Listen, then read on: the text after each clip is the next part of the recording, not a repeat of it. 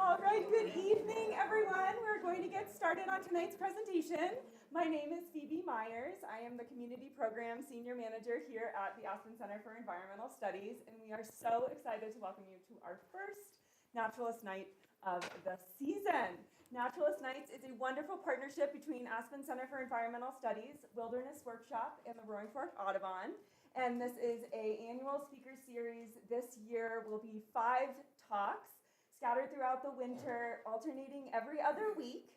And they will be at Wednesdays at the 3rd Street Center in Carbondale and Thursdays here at Helm Lake. I'm glad you found us here. We would like to thank our generous sponsors that make Naturalist Nights possible. Love to shout out our gold sponsors of Clark's Market, Ken Ransford and Reese Henry, as well as our silver sponsors here, Aspen Snowmass Ski Company, Village Smithy, Aspen Square, Cripple Creek Backcountry, Two Leaves in a Bud, Bristlecone Sports, Bonfire, Blazing Adventures, and the Ute Mountaineer. These organizations provide in-kind and financial contributions that make these Naturalist Nights possible. So big thanks for them. And Grassroots TV, yes, Grassroots TV is also recording and airing all of our talks this winter on their channels, as well as Wilderness Workshop and ACE's YouTube channels and Facebook pages, and a cleaned up recording will be on both of our organizations' websites for you to enjoy at a later date or share with your networks if this sparks your interest to share. But tonight I'm going to turn over the microphone to Chris Daniels of Roaring Fork Audubon to introduce tonight's speaker. Thank you.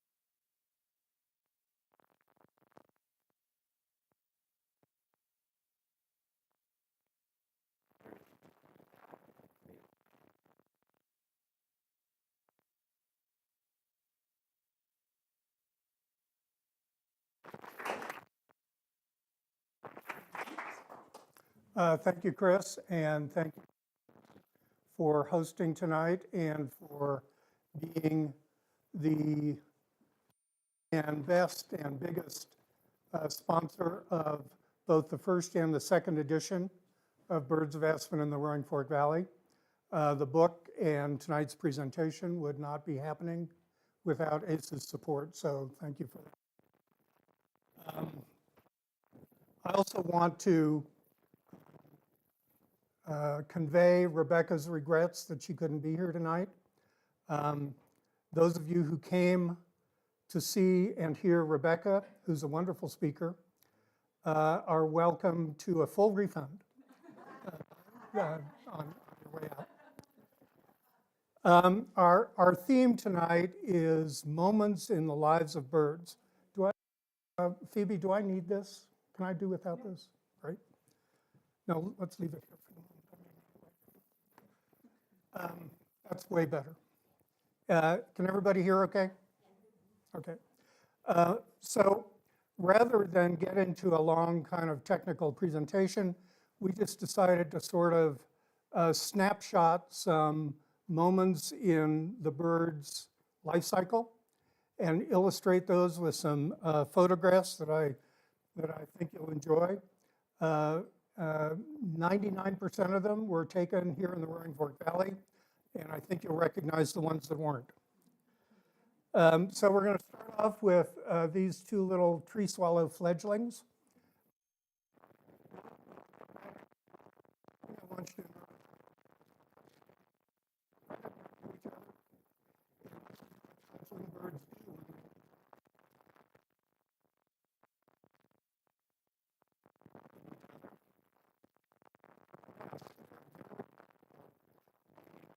Really close. In fact, they're really they're more independent and stronger. Obviously, they separate, but this is a fairly typical posture for birds that are making a nest.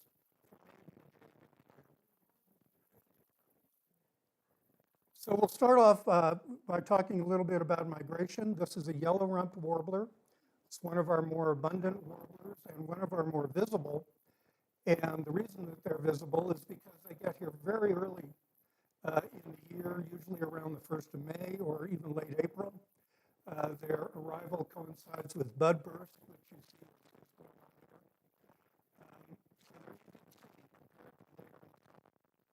They're deep in vegetation and find. We get a lot of migrants through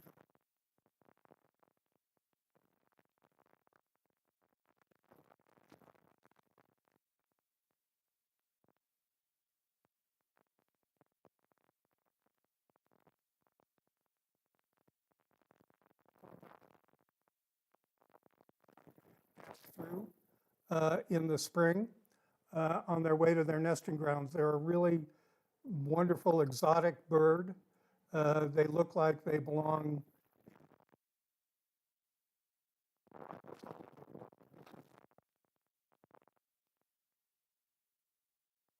that you'll see in the southeast. Horned larks. Horned larks, tundra, but altitudinal migrants. They don't go south, they go downhill.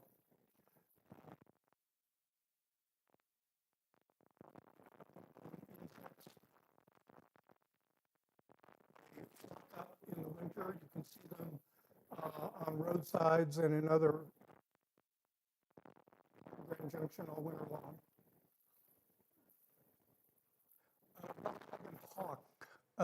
They nest in the far Arctic.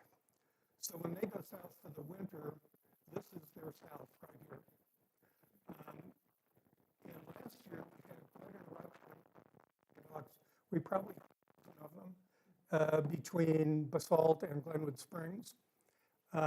They're a beautiful hawk that typically will show up in singles or two or maybe three every winter here. Last year was extraordinary in the numbers that we had. Here's pouncing on a vole or some kind of rodent just outside Carbondale last winter.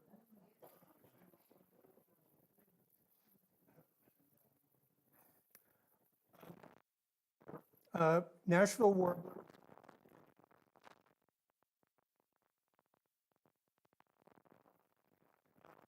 In the far northwest.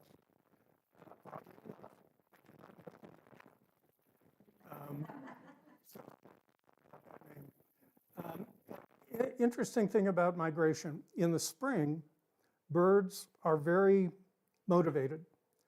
They want to get to their nesting grounds. They want to establish territory. They want to find a mate. They want to build a nest, et cetera, et cetera. So they move in a fairly narrow corridor, and they move as quickly as they can. Fall, they're not that motivated. They kind of drift south in comparison to their spring migration, and they spread out over a larger area. So Nashville warblers that you would see migrating basically up through California in the spring, in the fall, they'll spread out and they'll come. We saw this fall. Rusty blackbird. Blackbirds are also fairly uncommon in the valley. This one and its mate hung out for a number of years. I haven't seen one but you'll see one mixed in with a flock of redwing in the winter.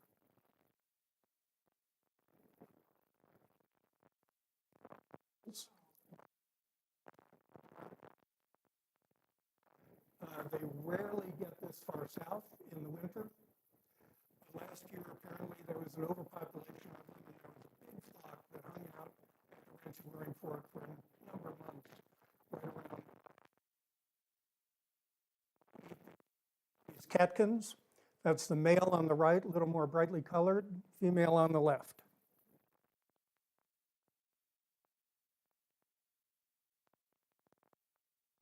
Wilson's phalaropes are interesting in that the female, which you see here, is far more brightly marked than the male. And the female is the Peter Pan of the species. She lays eggs, and that's it. The male builds the nest, broods the eggs, raises the young. I make of that what you will. I won't comment any further.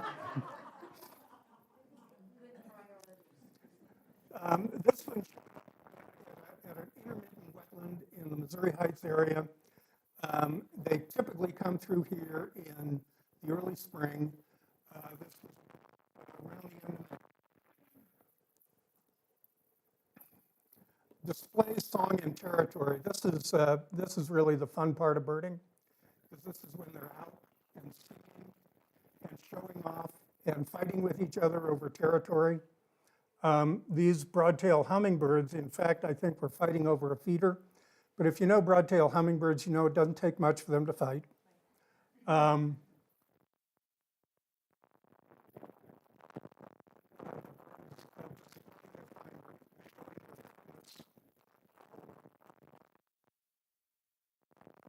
Territory.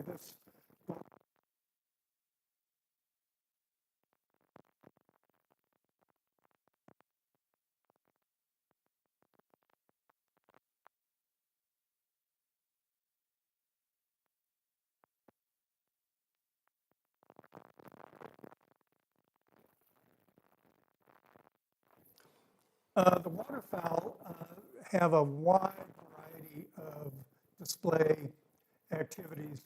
These common goldeneyes are swinging their heads back and forth and grunting, trying to impress that female that's in between them. She seems less than impressed.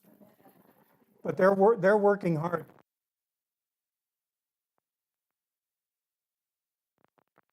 They'll have their new plumage, and they're starting to carry out these mating activities. They're already paired up.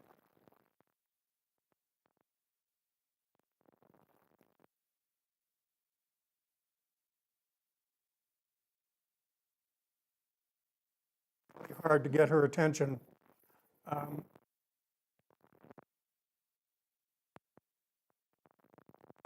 Tail feathers, those are all characteristics of their mating garb.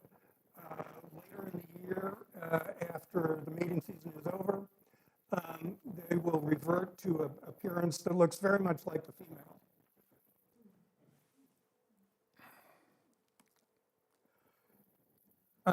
Here's an example of those birds that you don't find in the roaring fork. Sage grouse, dancing on their leg up in the crate area.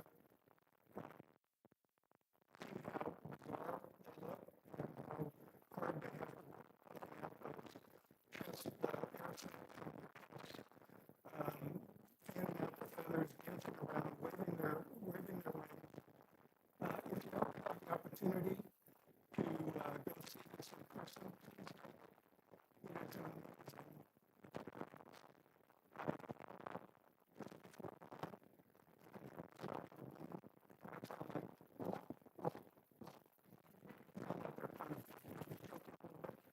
but that's their air sacs inflating and deflating.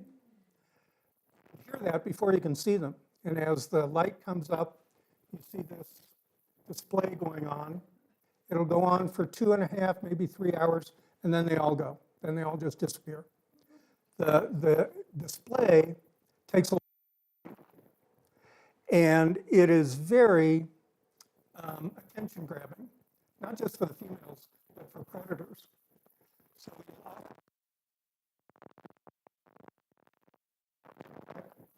waiting for somebody to show some signs of weakness, which is why they disperse as soon as the ceremony is done, because they're very vulnerable.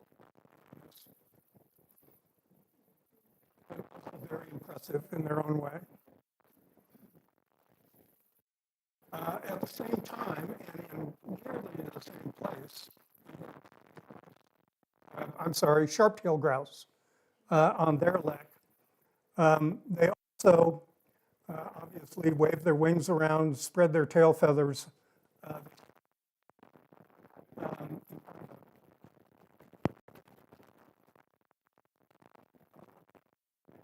Occasionally, they up out of the air and flap their wings at each other. Standoffs.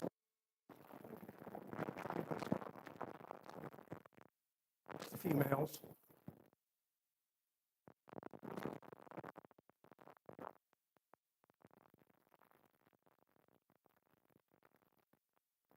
This Virginia rail, about 200 yards in that direction, in mid-March, doing some winter birding. And apparently this rail mistook my sorrel boot for a rival. And virtually came and attacked my boot. I had to step away so that I could get the camera to focus. It was pretty amazing, something that I've never seen before and don't expect to see again. But he was low. Let me see. Oh, these are eared. This is on Spring Park Reservoir. The male is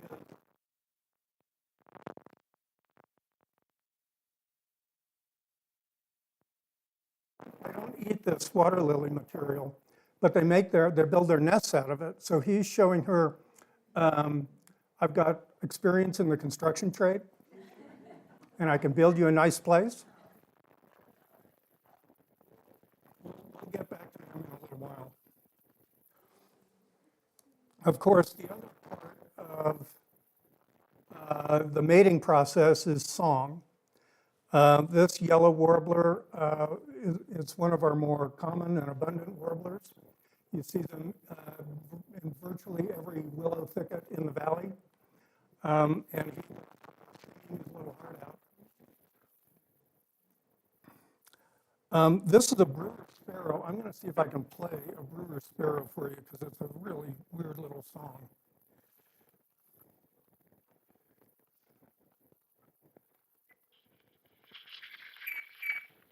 Nope, that's not it. That was a meadowlark. Nope, still a meadowlark.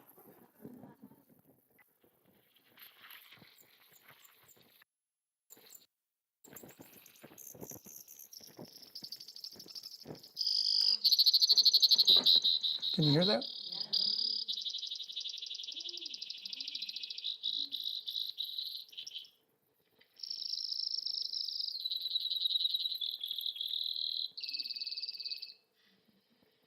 It's kind of a fun little song.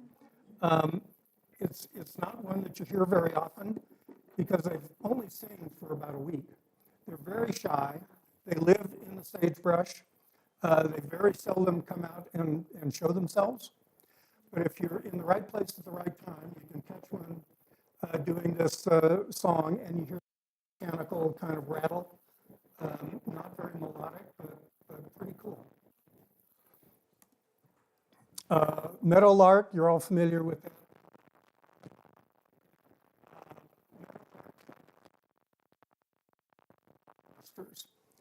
And as ground nesters, they are among the most at risk of our songbirds. Native grasslands, as you well know, are an endangered species. That's where these guys nest. And as soon as they're converted to a hayfield or a pasture, these guys have got nowhere to go.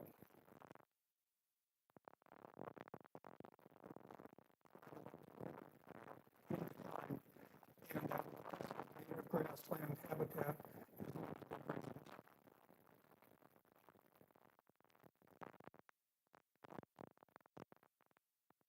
reasons. They're one of those songbirds, as opposed to like the brewer sparrow, that will sing almost all summer long. And they not only sing, but they puff out, at least in the spring, puff out those shoulder epaulets as a way of displaying their fitness.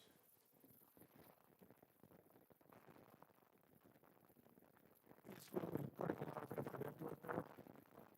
He's breathing from the diaphragm.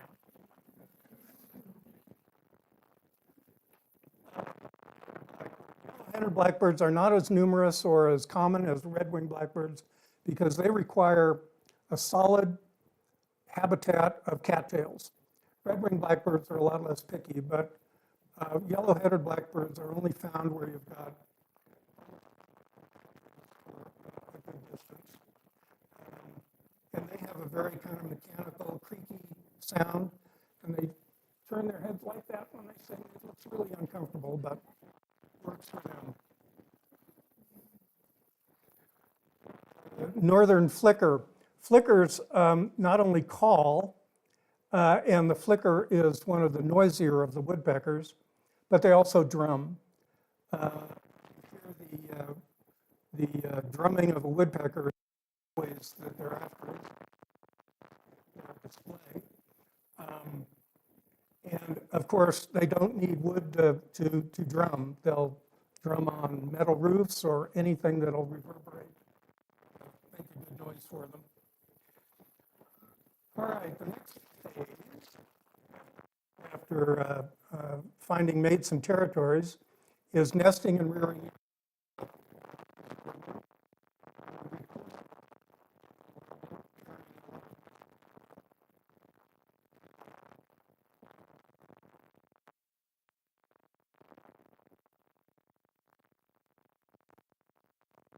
These basketball-sized nests out of moss and lichen and stream-side plants. They're waterproof. They're stuck to stream-side rocks. They're never more than a few feet away from water.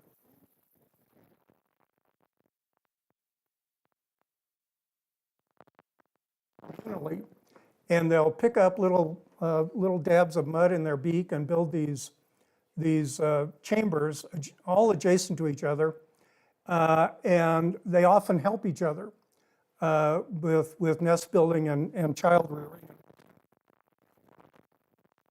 These guys are very adaptable. Bridge in Glenwood Springs, and in fact, under bridges is one of the best places in the valley. Typically don't come up this high in the valley, but anywhere from Carbondale down all the way down valley, you can find it under every bridge. This is the nest of a pipit. Pipits nest in the tundra. Nesters, there was still snow on the ground when this picture was taken, and they will count on the local grasses and plants to grow as they incubate their eggs. So by the time they hatch, those nests are very well hidden behind a curtain of vegetation.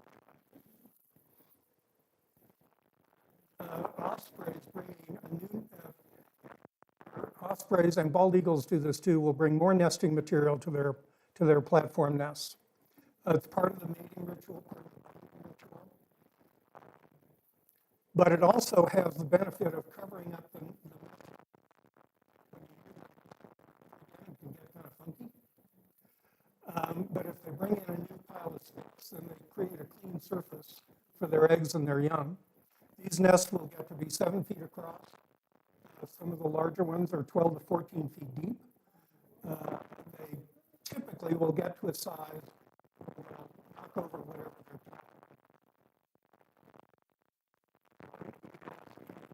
mountain area down mid-valley.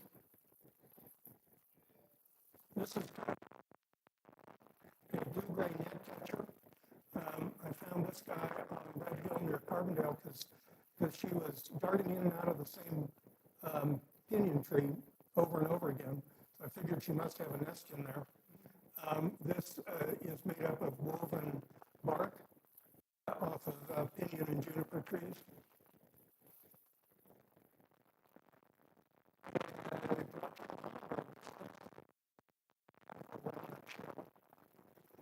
The eggs are about the size of a tic tac, and they're well hidden in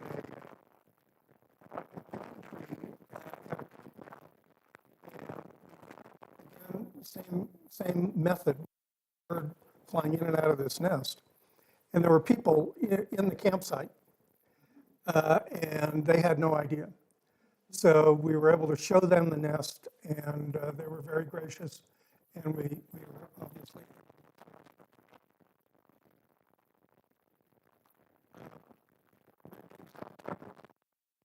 Birds are sort of the condominium builders of the bird world. They drill a new hole and drill a new nest every year. And if you were to come back to this tree in a few years, and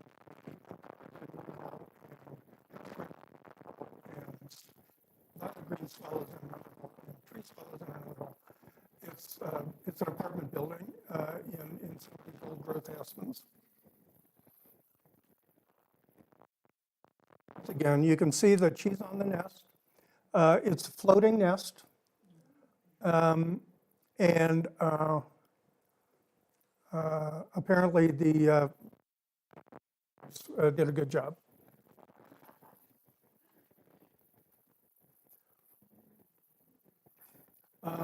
This young eagle is about 6 weeks old. It's about 2 weeks from actually leaving the nest. The parent bird has just come back from a trip to the river, and it's got its wings spread out to dry them. This is on near Seven Castles. It's highly visible, been there for quite a while. Activity. You need to be careful because it's a narrow road and so forth, but they'll be in there a month or two, probably 2 months, laying eggs and getting ready to build another bird. There are 4 swallows in this nest. This is actually a nest box in the North Star area. There are 4 babies in there. You can see they're maybe a week younger than the birds we saw in that very first slide. And you can see how they're totally on top of each other. And they have been living that way since they were.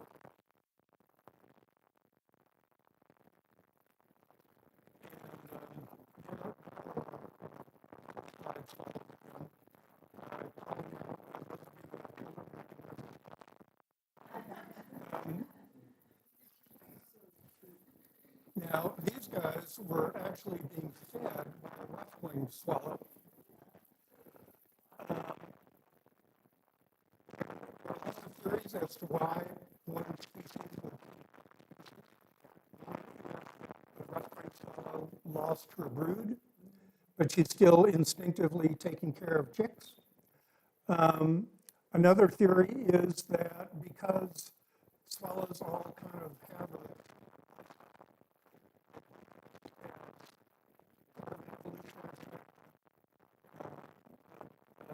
it's tribal almost. But you do see this among in particular where cross-species feeding going on. Here's another example.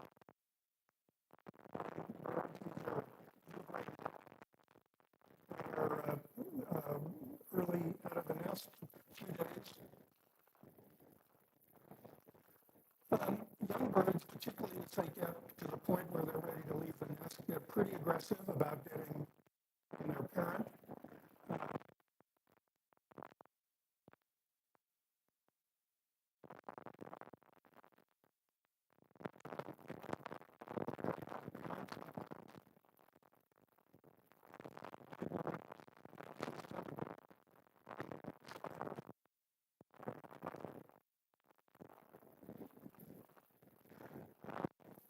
just there are precocial birds, tails right out of the egg, like the sandpiper, and there are altricial birds that need to be fed by their parents in the nest. Most wading birds and water birds, ducks,